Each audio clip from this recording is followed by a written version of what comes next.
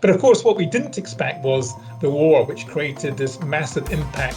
One thing to say is one of the reasons that we think inflation will come down is the backstop of the central banks.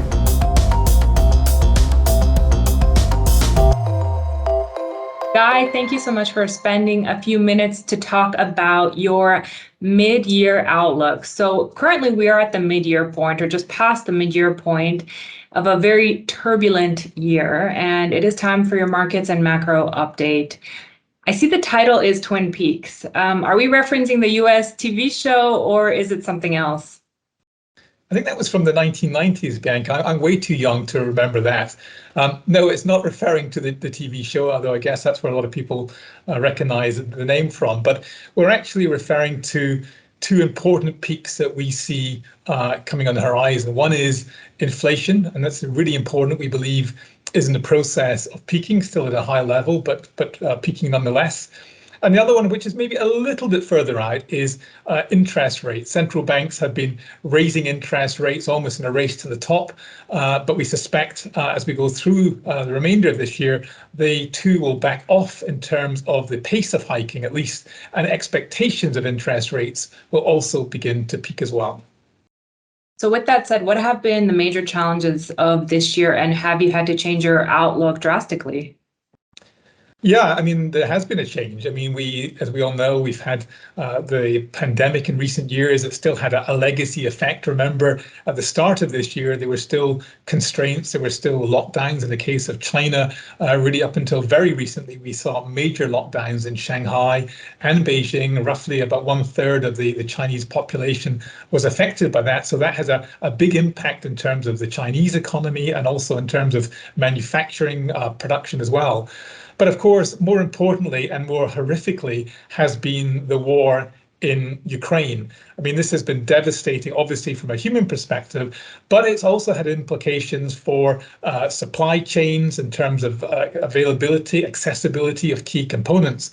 But more importantly, of course, it's pushed up the price of oil and gas, and very importantly, food prices, which is going to affect a large part of the world. So in answer to your question, yes, we've had to adjust our view in the world, both in terms of the growth dynamic, but also in terms of the inflation dynamic as well. So speaking of inflation, you did say, or you did think at the start of the year that inflation would define this year. However, that it would probably be brought under control a little bit more. Is it a little bit more problematic than expected? Yes, it has been. It is worse, stickier, and certainly more elevated than we had assumed at the beginning of this year. And there's maybe just a few factors behind that. I mean, first of all, the legacy from the pandemic, which resulted in supply chain constraints, production issues, shipping issues, a lot of those had moderated as we had expected. And frankly, they continue to moderate. Delivery times have improved, inventories have rebuilt. So again, that was a major factor we expected, and it's actually transpired and is transpiring. But of course, what we didn't expect was the war, which created this massive impact in terms of food and energy prices. So that's kind of picked up the baton from already high levels of inflation and taken that to a new level.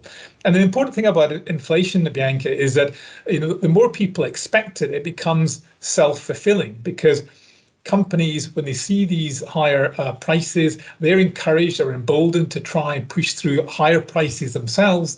And of course, workers are also feeling the pinch. Real incomes are being squeezed, so they're encouraged to push for higher wages. And that's why inflation is dangerous, and it can become self-fulfilling. So our view was that inflation would peak around the late spring, early summer. We think that's been moved out. We are expecting it to peak in the months ahead, but that's a little bit later. And importantly, the level it's peaking from is higher than we expected. But the profile, nonetheless, is one that is reasonably encouraging as we look forward. So then, continuing with the theme of inflation, if the surge in inflation is in large part due to commodity prices, will higher interest rates be effective in bringing the inflation down? So certainly developments such as the war, rise in oil prices won't be affected. No, I think that's a very valid point, because these kind of exogenous shocks, I would call them, they're very hard to manage. I mean, One thing to say is one of the reasons that we think prices, inflation will come down is the backstop of the central banks. They've been very clear in their messaging that their mandates of inflation targets remain. And that's why we've seen very aggressive tightening by most of the world's central banks in the first part of this year. But to your point, why do central banks raise interest rates? Well, they raise interest rates to increase the cost of funding and borrowing. The intent is that that then means that they have a slower consumption dynamic. So households, companies are likely to borrow less, are likely to moderate their spending. And because then demand begins to slow, that takes some of the pressures off inflation. But as you rightly pointed out, right now, what we're seeing in terms of commodity price inflation, particularly oil and gas, that's a supply issue that's been caused by this war and exogenous factors. So even if they move interest rates up, it's unlikely in a direct effect to cause that to back in. So what they're doing is effectively causing other forms of demand, other forms of consumption to slow. So that's going to some extent offset the higher energy prices. But what that means is that we've entered a slower growth environment. Higher interest rates will slow growth. And that means that economies in terms of their growth dynamic will fall back below trend, we think, at the back end of this year. So then on the topic of growth, with interest rates rising, with inflation high, do we see recession on the cards? Unfortunately, I think we do. As you point out, not only are households and companies being squeezed in terms of the inflation dynamic, but also these higher interest rates are meaning that the carry cost of debt becomes more. We've seen, for example, fixed rate mortgages in the US really double since the start of this year. That means there's a higher burden in terms of households. And of course, that means that they'll have less disposable income to spend on other things. So to your question, we do think there's likely to be what we would call a mild recession as we get into 2023, not just in the US, but in Europe as well. Remember, Europe is experiencing firsthand these much higher energy costs. The price of natural gas has gone up by not 5 or 10%, by hundreds of percents in the last 12 months, and that will slow that growth dynamic. So yes, it looks like in the case of Europe, not just the Eurozone, but also the UK and the US, recession is looking increasingly likely. But there is one offset, and that is in China. We spoke about the lockdowns there. Well, they're now largely passing, and the Chinese authorities are trying to boost the growth dynamic there. So at least on the global stage, there's a bit of an offset to what we're seeing in terms of Europe and the United States. Well, then touching a little bit on China, you mentioned that they're at a different, stage in the cycle. What does this actually mean, and how has COVID? It's obviously played a part, but how exactly? Yeah, I think China is usually a growth driver of global activity. The growth numbers from China for many years, of course, have been extremely high. That's changed. What we've seen this year is the Chinese economy has really been growing at a very much slower pace than we've seen in many decades. And of course, that's largely been a function of the zero COVID policy, where you've had large parts of the community being shut down. I mentioned earlier about Beijing and Shanghai. That's resulted in, of course, Chinese consumption being very much weaker. It's also meant that Chinese production has been weaker as well. And if you tie in the fact that the housing market has been under significant pressure as well, then you've had a growth dynamic in China that is something that we've really not been familiar with in recent years. Now, the good news in a way is that we're now seeing quite a dramatic shift in terms of policy, particularly fiscal policy. The housing market is being boosted by a cut in interest rates, lower down payments that are required. Other forms of consumption within China are also being supported. And that's important because we think the second half of this year is likely to see a significant pickup in that growth engine in China compared to what we saw in the first half. Now, that's important, remember, because this is a year where we have the National Convention in the latter part of the autumn. And of course, President Xi is up for re-election as well. So they want to see a better growth dynamic as we get into the back end of this year. Then turning a little bit to financial markets, it seems everything's falling this year. What's going on?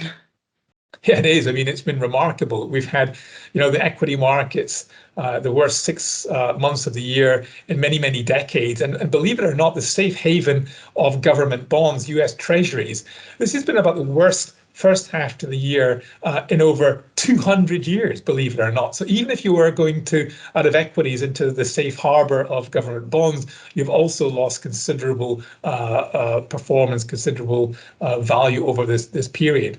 And of course, that's been a function, one, of the war dynamic that we've seen, but perhaps more importantly, globally, it's been the higher prices. Inflation has continued to surprise on the upside. And as we've been discussing, interest rates have also been rising. So as an investor, you're looking at a much worse earnings environment. Margins are going to get squeezed. And as a result of all of that, the multiples that you're prepared to pay for stocks, for example, has come in quite significantly as well. So the markets are down more than 20% in the case of equities, which is usually deemed to be a bear market. And although we might get some kind of bounce in the short term, until we see a turn in these twin peaks, as we put it, that is the inflation environment and interest rate expectations, I think it's going to be difficult for these financial markets to gain any kind of momentum and a sustainable rally into the year end. So be ready for volatility. You just mentioned investors. So what is it going to take to rebuild their confidence? Well, I think they need signs that there's some clarity in terms of the policy outlook. If you think about it, we've been in an environment this year where it's unusual. We've seen interest rates rising. We've seen inflation rising. We've seen government bonds, fixed income that are impacting by inflation. They've been under pressure. We've seen the equity in the credit markets under pressure because of the growth dynamic as well. So from an investor's perspective, you need to see a number of things. I think you need, first of all, to have clarity that inflation has indeed peaked, not just peaked, but is coming back down towards central bank targets.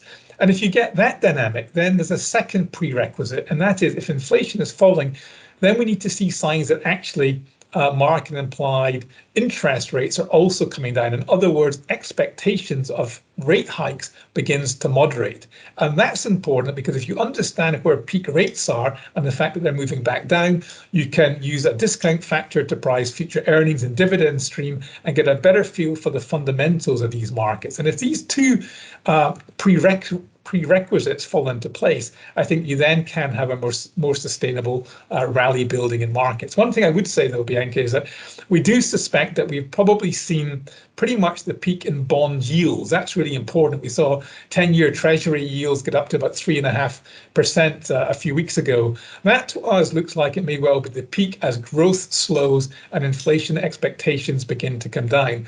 We may well see a gradual move lower in terms of the fixed income bond yields. Wow. Turning a little bit to a sensitive topic, which is the war in Ukraine. I mean, clearly it's on our minds. You've mentioned it already, but what do you think will be the lasting impacts of this war? Yeah, unfortunately, I mean, it's dragging on. It remains a real focus point. But again, from an economic and market perspective, I think there's a few takeaways. One is it's emphasized once again the importance of having diversified supply chains. Companies need to find various sources of key inputs so that they don't have outages. We've seen that in terms of, as I mentioned, some of the issues around wiring looms coming from Ukraine. We've also seen it in terms of food. But the key takeaway is clearly the energy dependency that a lot of Europe has had in terms of Russian oil and gas. And I think one of the lasting effects will be a shift towards renewables. That is something that must happen. Individual countries must take ownership of their energy supplies going forward. But in the short term, I think, unfortunately, Bianca, it means that we are going to have to plug these energy gaps with fossil fuels, whether it's coal, oil, or gas-fired energy production. I suspect that over the next year to 2 years, we might need that. So we might see what appears to be a backward move in terms of that. But ultimately, I think there's now a real incentive, both from a government perspective and clearly from national perspectives, to move towards renewables and an energy supply that is sustainable and predictable. So then clearly with the war dominating the being center stage right now, does this mean that climate issues, have they been shelved? I don't think they've been shelved. As I mentioned, I think there is a necessity to accept fossil fuels in the short term, just so that we can keep the lights turned on, so that we don't have rationing of energy in key parts of Europe. I think there is a trade-off to be had. And I think there has to be a sort of a pragmatism applied in that short term. But I don't think we have lost the focus in terms of climate. If anything, we can see the impacts more and more from a climate perspective, from a weather perspective, but also just in terms of these dependencies we have still in fossil fuels, that we absolutely must move away from that. And I'm still convinced that as we get through the next year or so, that there will still be increased investment made in terms of renewables. So clearly climate is not off the agenda, and it must not be, given what we're still seeing in terms of some of these weather issues that we're all experiencing. Thank you, Guy. I couldn't agree more, and it absolutely must be on the agenda. So thank you so much for your time. Thank you so much for this mid-year outlook.